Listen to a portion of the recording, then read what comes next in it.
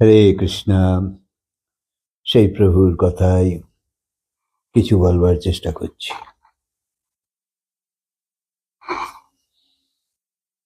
সংসারে তিন তাপ তো আছেই, বারবারই বলে চলেছি। তিন তাপ মানে আদি ভৌতিক তাপ, আদি দৈবিক তাপ, আধ্যাত্মিক তাপ। ভৌতিক মানে সংসারকে কেন্দ্র করে যা কিছু সমস্যা হয়, সাংসারিক তাপ। দৈবিক মানে দেবতাদের কোপ থেকে রক্ষা যাতে হয় সেই ব্যাপার। আর আধ্যাত্মিক তাপ মানে মনের ছটপটানি, মনের উদ্বিগ্নতা, হ্যাঁ, মনের নানা রকম কষ্ট ইত্যাদি। তো ভগবান একটাই শর্ত দিয়েছে যে আমার সঙ্গে যদি তুমি জুড়ে থাকো তাহলে এই সব সমস্যা থেকে তুমি অনেক রক্ষা পাবে। তো আমাদের দেখতে হবে যে এই তিন তাপ থেকেই আমাদের প্রকৃত নিজেকে বাঁচানো দরকার। তাই ভগবানের লীলাকে সদাই ধন্যবাদ দাও। এইরকম তুমি একটু জুড়ে থাকলে এই তাপ তোমার থাকবে না। সেই সত্য স্বরূপের উপর যদি ধ্যান থাকে তাহলে তুমি তোমার জায়গায় ঠিকই থাকবে। সেই জন্যে সাধুসন্ত মহাপুরুষরা কি করে, ভগবানকে সঙ্গে সঙ্গে সব সময় জুড়ে রেখেছে, নাম করেই চলেছে, অর্থাৎ ভগবানের উপস্থিতি যাতে বজায় থাকে। ছোট পোকামাকড় যেমন পাথরের মধ্যেই ঘর বানাতে পারে, সেই রকম মানুষও ভগবানের সঙ্গে ঘর করতে পারে। ভক্তির রাস্তায় পা ফেলেছ তো পেছিয়ে যেও না, আরো মজবুতভাবে একে আঁকড়ে ধরো। জ্ঞান ধ্যান বা কথায় মন লাগিয়েছ তো সেই স্থিতিতে টিকে থাকো। এ বড় দুর্লভ পাওয়া। ভগবান গীতায় বলেইছে যে কোটি কোটিতে কেউ একজন। তাই সেই জন্যে একে মর্যাদা দাও, যে শত সামান্য জিনিস তো নয়। তাই জীবনের উঁচুতে উঠতে গেলে তো তোমার সংকল্প দৃঢ় হওয়া চাই, না হলে তুমি কি করে উঁচুতে উঠবে। সেই জন্যে সংকল্প দৃঢ় হলে তখন বড় বড় বিঘ্ন তোমার কাছে ছোট হয়ে যাবে। আর ভগবানও বিশেষ রূপে ভক্তের যত্ন তো নেই। এটাই তো সুবিধে, যে যখন তুমি ভগবানের সঙ্গে জুড়ে আছো ভগবান তোমার সঙ্গে তোমায় দেখাশোনা করবেই। আর যদি জুড়ে না থাকো, অর্থাৎ বিভক্ত হয়ে আছো, ভগবানেরও বয়ে গেছে, তুমি যা ইচ্ছে করো, আমি খালি ফল দেব। তাই বটগাছ যত তুফান সহ্য করে অতই তার মূল মাটির গভীরে প্রবেশ করে। আর যত মাটির ভেতরে মূল যাবে ততই তো মজবুত হবে।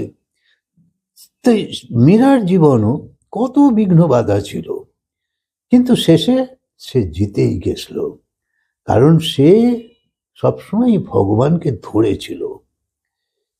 মীরার দেওর সম্রাট হওয়া সত্ত্বেও মীরার পায়ে মাথা ঠেকিয়েছিল এক সময়। শুরুতে অনেক বিষ অবধি খাবার জন্য পাঠিয়েছিল, সবই করেছিল বিঘ্ন করবার জন্য, কিন্তু মীরা টলেনি। যেমন সন্তান জানে তার বাবা মায়ের নাম, তাকে তো চেঁচিয়ে চেঁচিয়ে রাস্তায় বলে বেড়াতে হয় না আমার বাবার নাম এই, আমার মায়ের নাম এই। তার বাবার পরিচয় সে যে ঘরেই থাকুক বা বাজারেই থাকুক বা কোথাও থাকুক, সবসময় সে তো ওই বাবা মায়েরই সন্তান, এ তো হয়েই থাকবে। সেই রকম তুমিও ভগবানের সন্তান এই রকম যখন জেনে যাবে, তখন তুমি যেখানেই থাকো তার স্মরণেই থাকবে।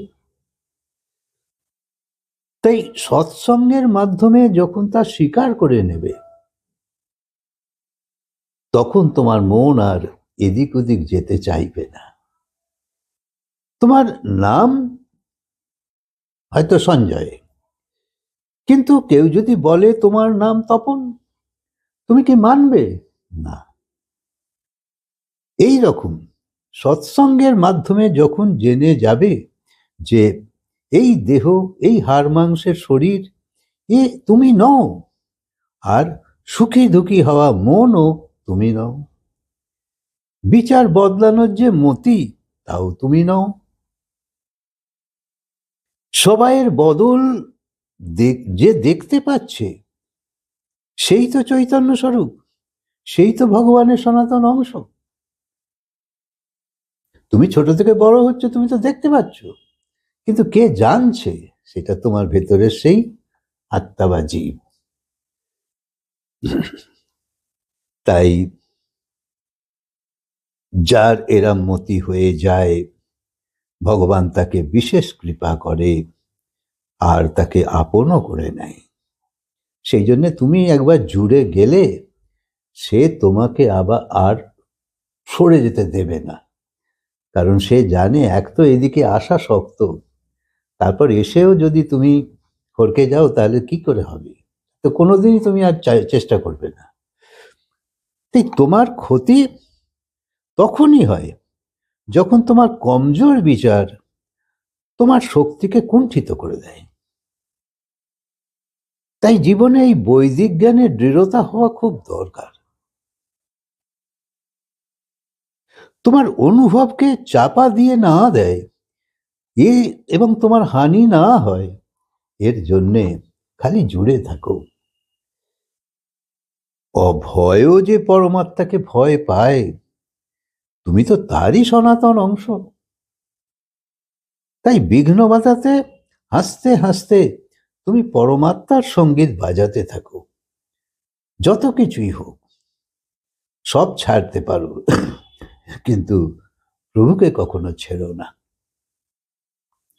হাসি মুখে যে দুঃখকে হজম করতে পারে সেই তো সংসারের পার যেতে পারে। দুঃখ তো আসবেই, কিন্তু তুমি তার থেকেও বড় প্রাধান্য যখন ভগবানকে দেবে তখন দুঃখ গৌণ হয়ে যাবে। তোমার যোগ্যতা অন্যের বিচারে যত কমই হোক, নিজের ওপর আস্থা হারিও না। যে যাই বলুক তোর দ্বারা কিছু হবে না, তুমি নিজে শক্তিশালী থাকো আর নিজেকে হীন ভাবার কোনো চেষ্টাই করো না। তোমার অসন্তুষ্ট মনকে সন্তুষ্ট করে ভগবানের দরজায় প্রবেশের অধিকারী তুমি অনায়াসেই হতে পারো। আসলে তোমার কখনো এইরকম দৃষ্টি আসেনি, বিচার এইরকম আসেনি, সেই জন্য তুমি একঘেয়ে বিচারকে নিয়েই জীবনের পর জীবন কাটিয়ে চলেছ। কত দেখছো, শুনছো, বুঝছো, সবই করেছো, কিন্তু নাওনি কিছু। অর্থাৎ তোমার ভেতরে এখনো সেইটা গভীরভাবে চিন্তনে আসেনি যে এটা নেওয়া উচিত না নয়। তুমি হালকা জিনিসেই আগ্রহী। তাই সাধু সন্তের দর্শন করে সেবা করে দুঃখ দূর করো আর মৃত্যুর পরে মুক্তি পেয়ে যাও। এ তো তোমার হাতেই আছে। তুমি করতে পারো এমন উপায়ই ভগবান বলেছে যাতে তোমার কল্যাণ হয়। তাই রাজার প্রিয় ব্যক্তি যেমন রাজার সান্নিধ্যে যেতে পারে, সেই রকম প্রভুর পাশে যাবার যোগ্যতা তোমার তো আছেই, কারণ তুমি তো প্রভুরই সন্তান। তাই আর বিলম্ব না করে যতটা আয়ু চলে গেছে যাক, বাকি যে সময় তোমার জীবনে এখনো বাকি আছে তাকে আর অযথা ব্যর্থতে ব্যয় না করে প্রভুর সঙ্গে জোরবার সংকল্প নাও, তাতেই তোমার কল্যাণ হবে। হরে কৃষ্ণ। কথা আজকে বিরাম দিই, আবার বলবো।